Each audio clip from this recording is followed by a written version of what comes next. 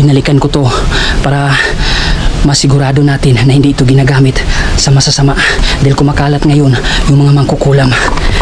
Tingnan natin. Uy! Uy! Merong tao. Merong tao. Tara, lapitan natin.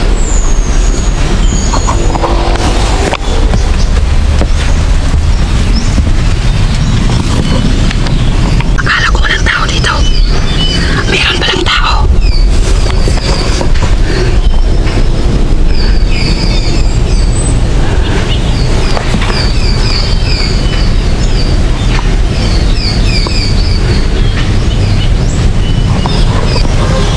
Nagdadasal sa meron sang dalang buong Nazareno at merong lana.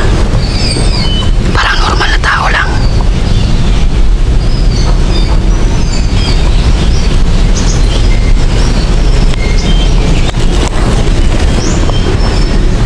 Yan.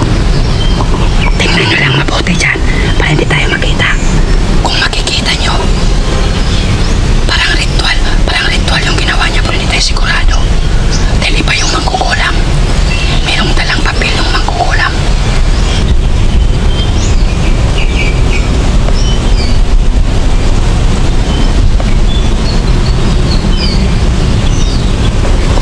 Ano kaya yung ginagawa niya? Hindi naman siguro mangkukulam.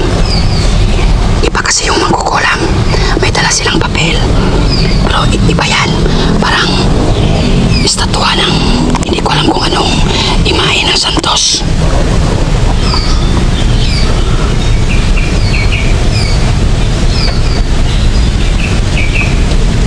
Yan. Parang patapos na yata. Parang patapos na.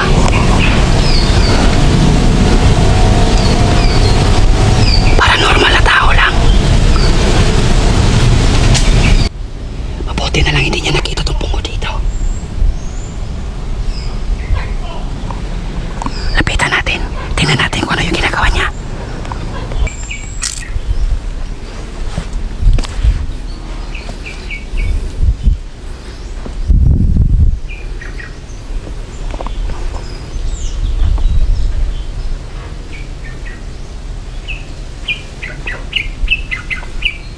Lana.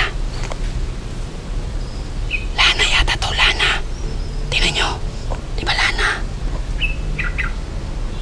Tapos yung santos. Maitim na santos na Nazareno yung ginagamit niya. Itong lana. Para saan kaya daw?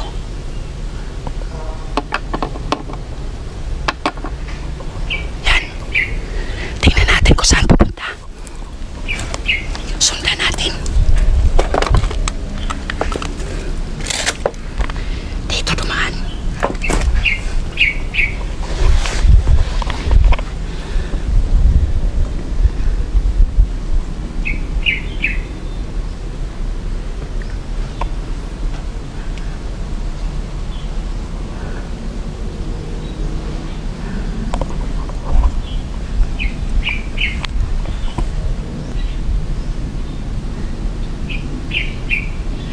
Siguro napansin tayo. Napansin siguro tayo. Balikan natin yung ano niya. Lana niya. Nagduda ako dito sa lana. Parang iba yata to. Ano sa tingin nyo dito? Dalhin ko ba to o iiwan ko na lang dito?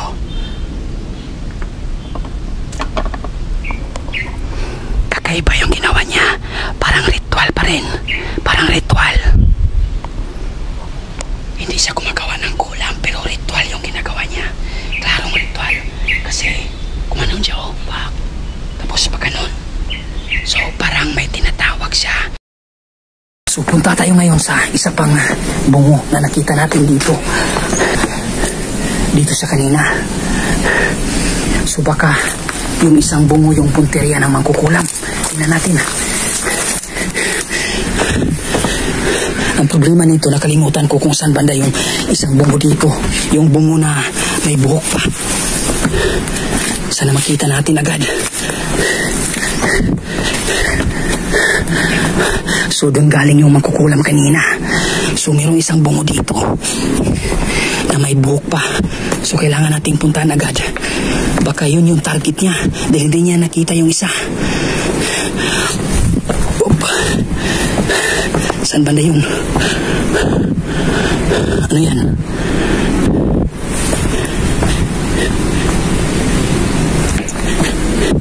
Ano to?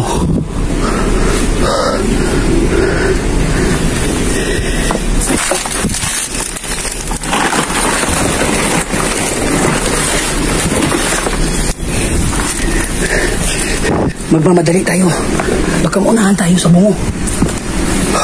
Putik na mga mangkukulam to. Binigyan pa tayo ng sakit ng ulo. Nakalimutan ko na kung saan yung isang bungo dito. Mayroong isang bungo dito na nakatiwangwang. May buhok pa.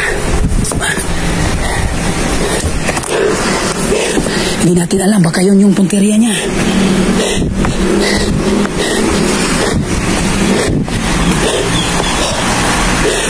Sana yun. Hindi ko naisip agad kanina na dito siya pumunta.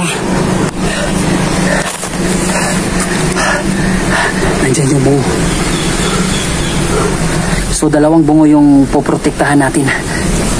Ito yung isa ipakita natin. Sana nandito pa. Yan, nandiyan pa. Hala. Yan, tingnan nyo. Kita nyo ba? Yan. Pero wala mang mga bakas na kanyang ginalaw, di ba? Walang bakas. Tara, abangan natin dito. Magtago muna tayo.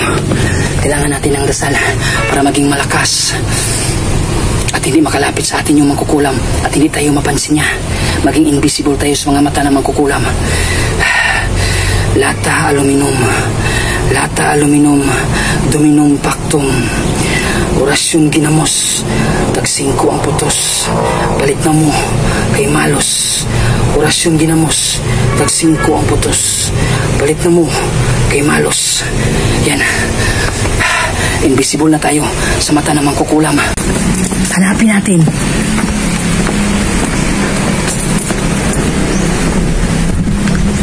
Bantayan natin yung bungo.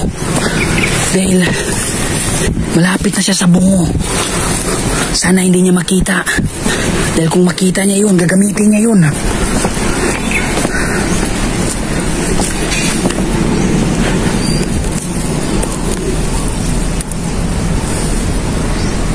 Kaya tara, balikan natin. Buti na lang, may nakausap tayo dun sa labas, yung nagtitinda ng kandila.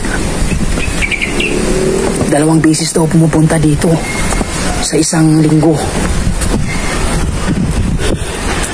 So, saan banda yun? Saan yung banda yung bungo?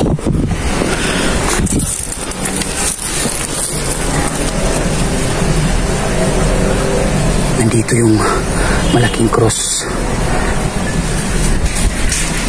Diyan. So, nandito lang daw yun. Kaya lang daw yun umalis dahil napansin tayo. So, tingnan natin, no? Nandyan yung bungo, no? Makikita nyo. Yan.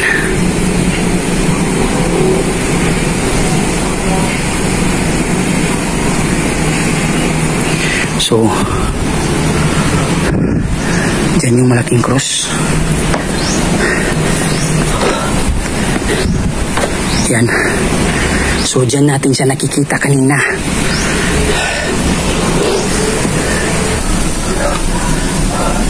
So, nandito yung bungo. So, protektahan natin yun. So, kailangan natin ng dasal, protection para sa ating sarili. Dahil alam naman natin na malakas yung mga mangkukulam. Dito tayo. Igusum pactum dominum. Igusum pactum dominum. Orasyon lampayat. Sigma dalaugat. Kulabting sa yutyot. Walwag sa lubot. Orasyon dilampayat. Sigma dalaugat. Kulabting sa yutyot. Walwag sa lubot. kailangan natin maging malakas ngayon. Dahil kung nandito pa yung mangkukulam, kailangan nating labanan. Puksain ang mangkukulam.